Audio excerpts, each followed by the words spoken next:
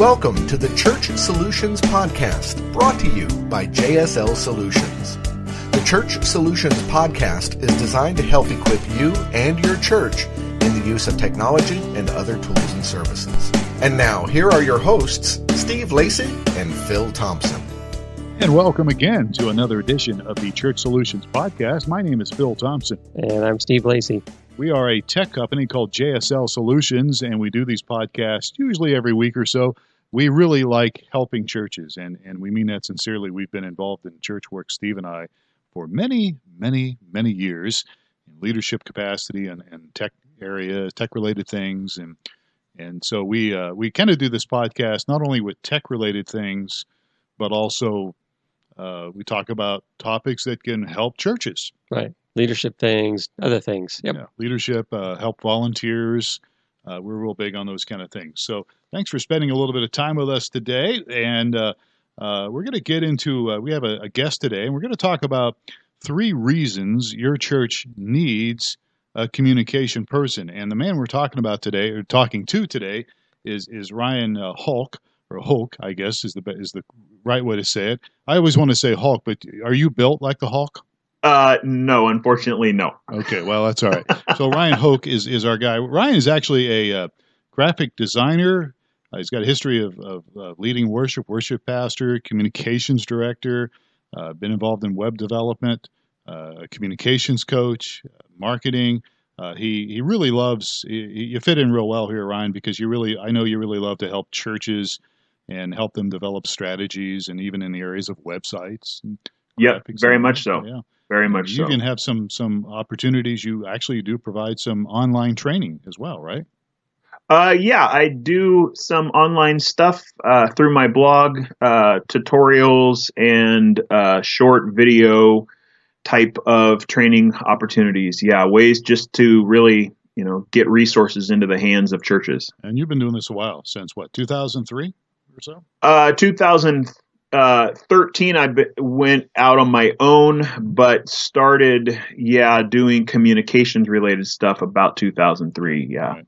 So this topic today is near and dear to me because I actually do a little part-time gig with a church here in Tucson. And I've been working with churches for many years, as Steve has.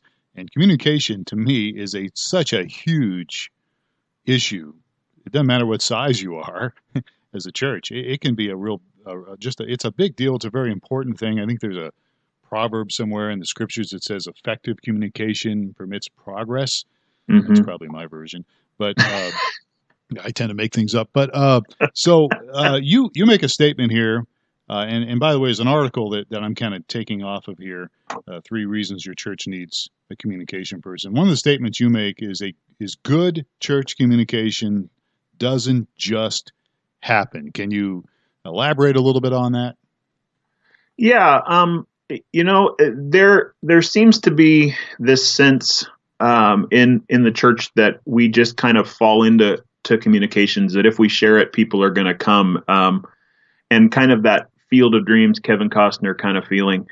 And the really interesting thing for me is that really as communication has transitioned, especially more digital, I'm finding more and more that it just doesn't magically happen, that we've got to really be super strategic about how we address it, how we connect with people. People's lives are so busy, and they're getting increasingly so, that if we aren't really strategic about what we're saying, what we're doing, it just isn't connecting at a heart level for people. That makes sense.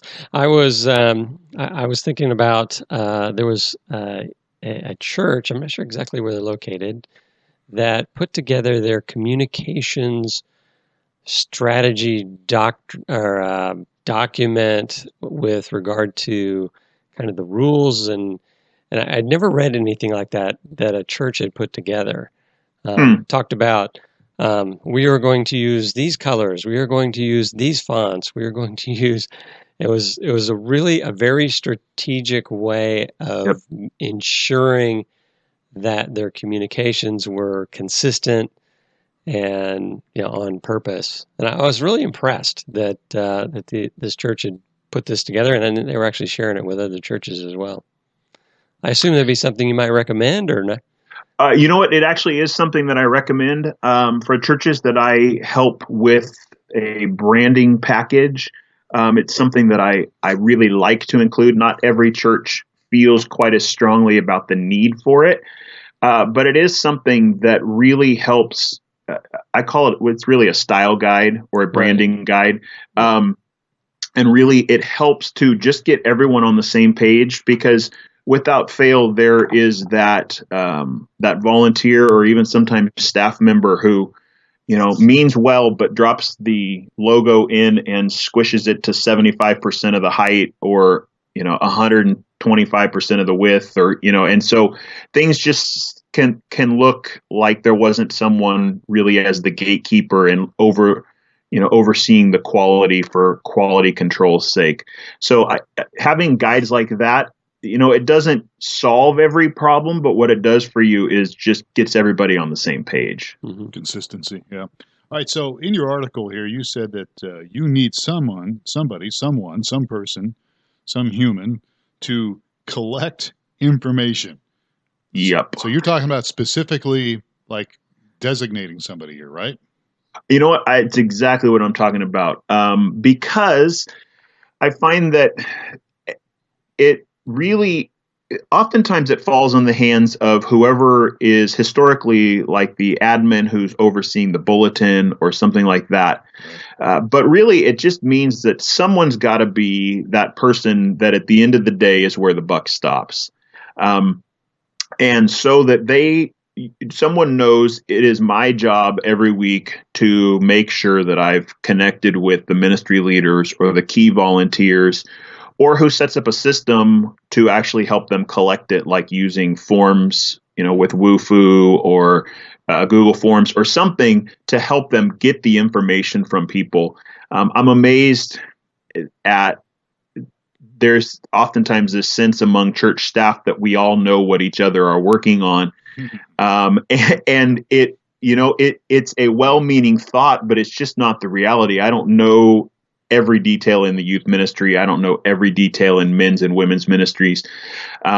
So having someone who is designated as the person who's going to actually sit and collect this information, or at least make sure it's all brought together in a central location, makes a huge difference. Does this need to be a paid staff, or could this be accomplished through a volunteer? Or what do you think about that? You know what? I think it can actually go either way.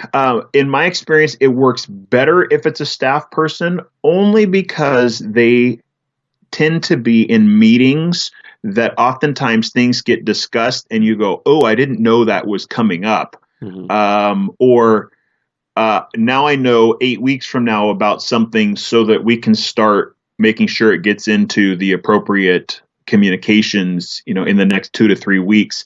If you've got a really high level volunteer who is super engaged and has the time to do it, it can really work as a volunteer also. Right. But I just found that things tended to fall in the cracks. It was not unusual for me to be sitting in a meeting on a Tuesday morning and go, oh, the bulletin goes to print tomorrow, and I didn't know that event is next week. It doesn't necessarily need to be, or does it, a full-time job, or is this just one of the jobs that one of the staff has as well? I would see this as one of the pieces that they just happen to oversee. I moved our church to a digital version where they submitted a request form to me of, here's an event that's coming, and here's the type of promotions that we're going to want, and here's the dates. And so it was really an automated process, which got it to the point where all I had to do was check the spreadsheet one time a week, and I knew the information was there. And when I wanted to remind people of something, I could just say, hey, remember, it's the first of the month. Can you make sure everything you've got coming up for the next 4 to 6 weeks, you filled out the paperwork for, and here's the link again to where you find that form. So it helped to automate the process and save time. So, I got it down to, an hour's worth of project time a month rather than 15 emails to every department going back and forth and going, oh, we're missing 2 pieces of information. Can you send me that info because I don't know every detail? And, it just kind of helped to really streamline things. So having someone who's collecting that info just makes a huge difference. And obviously they need to be a detail-oriented person, right? Yes, or at least they can fake it really well. But yeah, it definitely, if they are detail-oriented, someone who is, a paperwork detail person, I even utilized some of the admin staff to help, make sure that some of this was done. They'd read through it and go, hey, I think we're missing something. And they'd, make sure we had that info before we sat down to actually write the bulletin announcement to, post it on the website. So they kind of ran, alongside me to help keep it clean. All right. So you mentioned bulletin. And we're talking about the 3 reasons you need a communication person. What's the scope of their job? Go ahead. What do you think? What is the scope? The scope of the communication person in general, you mean? Yeah. Are they putting the bulletin together? Are they doing the website? Are they sending newsletters? What is it? Is it all of those? All of the above, yes, or none? It is. It's all of the above. So in the church setting that I was in most recently, it was all of those things. If it was a print item of any kind, with the exception of a few children's things and a few youth things, it came across my desk. Mm-hmm. If it was part of social media, it came across my desk because it was seen as an extension of the overall church communication platform. The website design management fell under that role.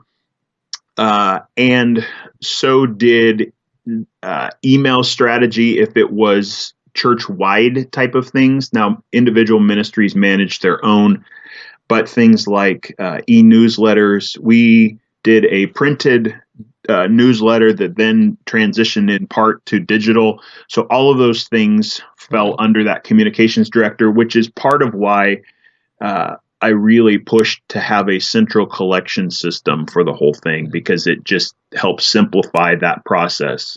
So videos and slides that are shown during the service, that sort of thing?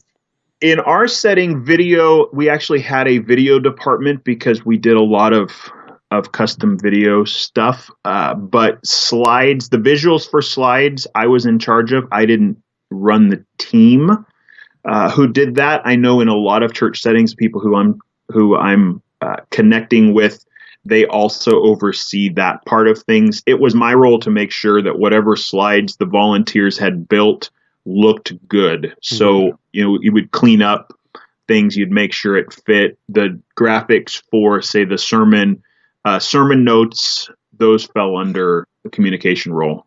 Oh, interesting. So another point you make up here in this article, which I think is it's short, but it's really sweet. It's good. 3 reasons your church needs a communication. We just talked about somebody's got to collect this information, but you also mentioned that you need somebody to function as quality control. Now that doesn't sound like a churchy thing to me at all. Well, it really is not a churchy thing at all.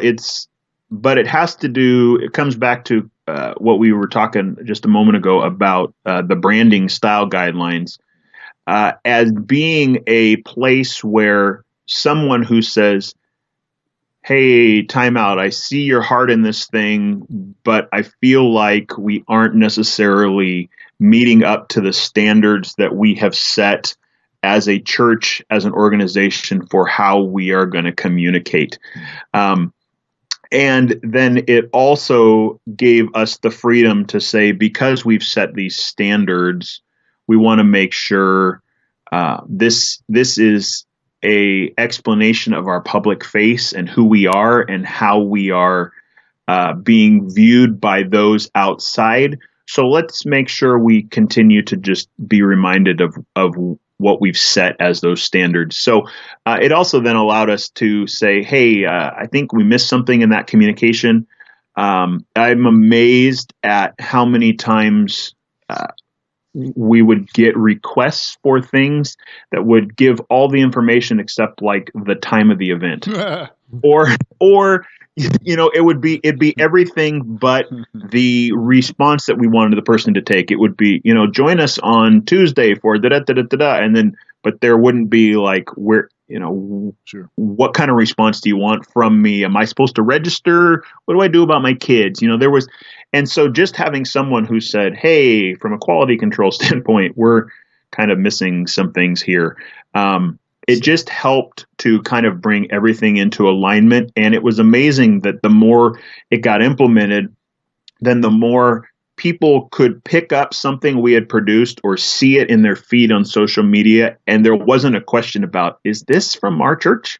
Whose church is this from? Yeah. Because we had brought consistency. And the cool thing was that it actually ended up saving us time, because we were able to build like templates for things, design templates for things, where I could say every time we do a newsletter, it's going to have these things. Every time we do a social media post, it's going to meet these requirements. Our bulletin is going to have these things in it.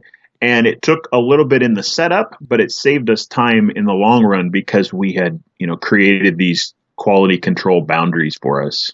I remember actually working at Steve's church. I no longer work there, but I remember we were promoting summer at the movies, and in the branding and everything we did, we had, summer, don't miss summer, ATM.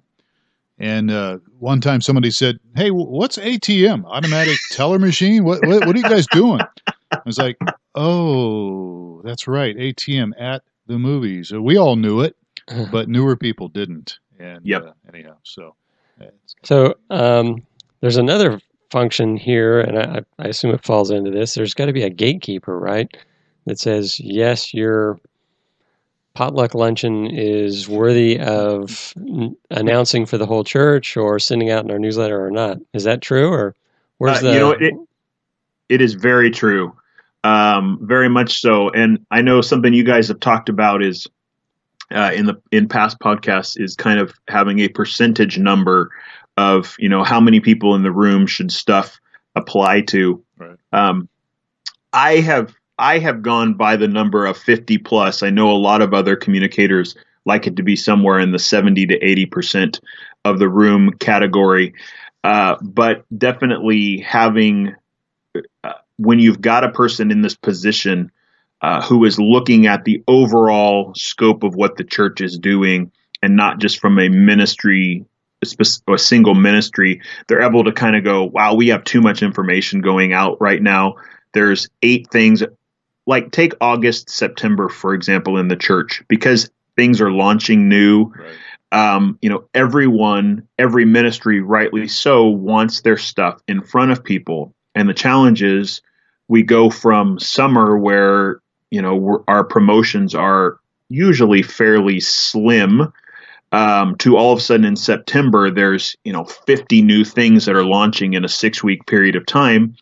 And so having someone there who can just say, okay, so that ministry, only 10 people in the entire building are really going to be interested in that. We need to find a creative way to get the information to them without taking the entire room's time. Right.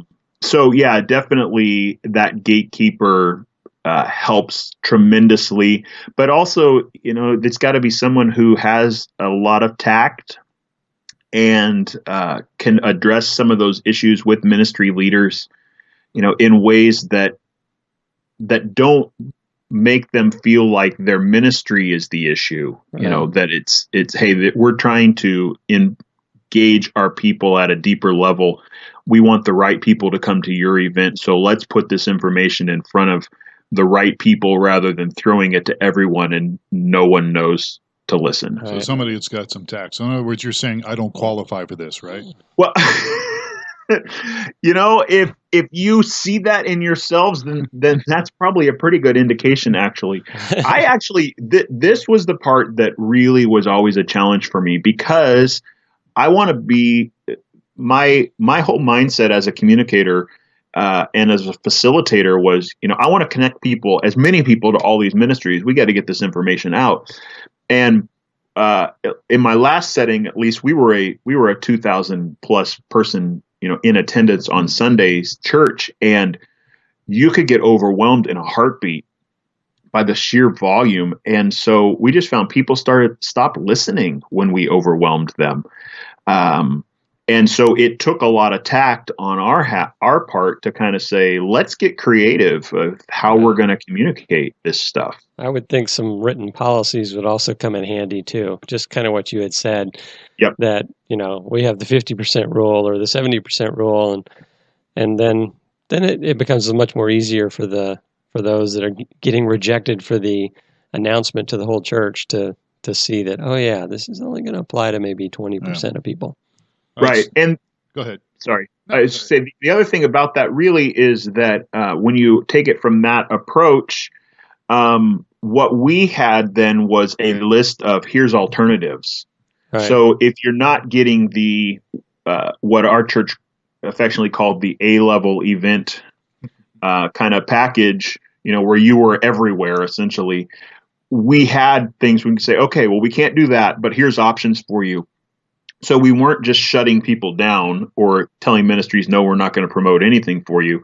It forced us to be strategic about how we did promote their items. Yeah, that's good stuff. So as we just continue here, we're moving towards the clock here. Communication person's got to be the one to collect information. That same communication person ideally should be the quality control person, right? Pretty much the same person. And then also, we kind of started to touch on this, that person's also got to oversee the scheduling of communications. You say you need somebody to schedule communications. Now, again, tell us a little bit more about that.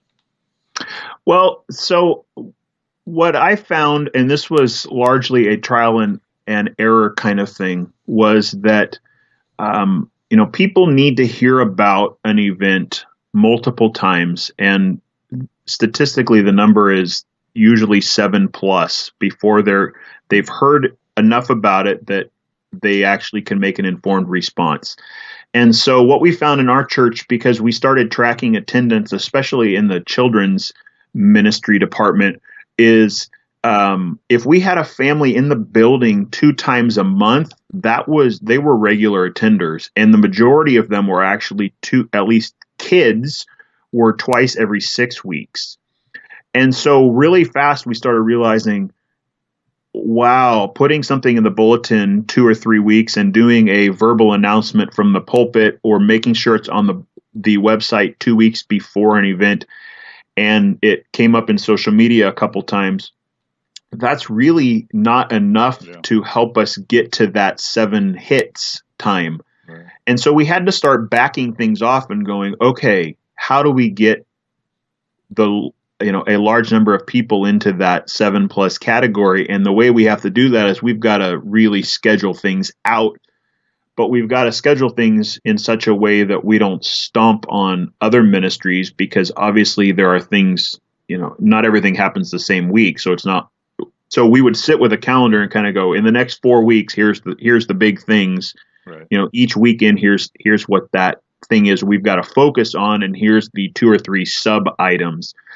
So really just having someone who can kind of look at the overall calendar and kind of say, hey, this week, our email to the congregation has 5 things. That's going to be overkill. No one's going to read items 3, 4, and 5. Mm.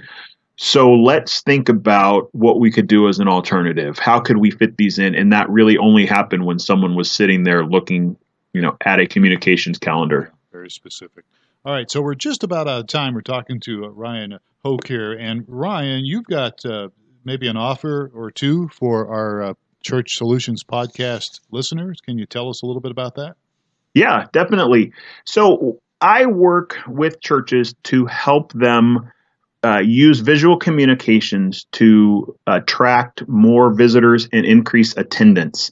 And so I do that in 3 ways: through designing websites for them that are strategic in getting information out, doing design and branding for their church, for events, for sermon series, that type of thing. And then also I just sit and help them build strategies and do communications consulting.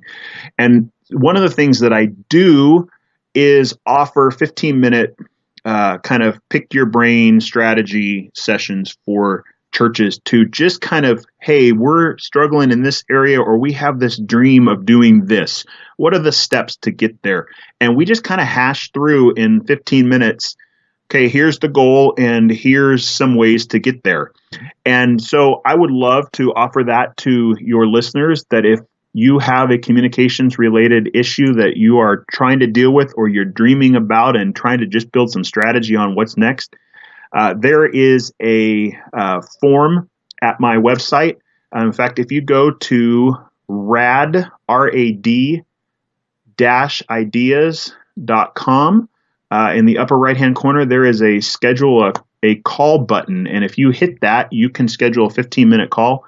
And I will just sit down and go either through your website or through your strategy, and we can kind of put together the next steps for you. There's no cost for that. It's just an opportunity for me to kind of speak into your ministry and help you get down the road with what you feel you've been called to do. Yeah, that's awesome. So the website is rad-ideas.com.